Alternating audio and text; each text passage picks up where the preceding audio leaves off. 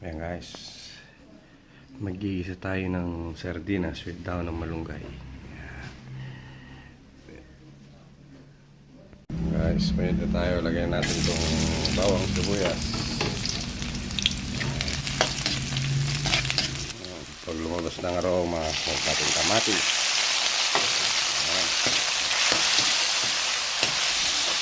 Ayan guys, medyo pwede na.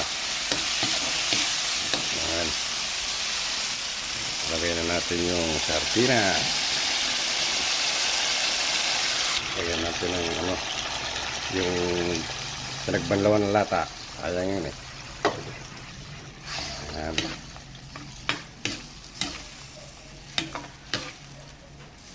Ayan guys. Ayan. Nakakulo na siya. Lagyan natin yung malunggay. Ayan, daon ng malunggay. Lagyan natin. Ayan guys.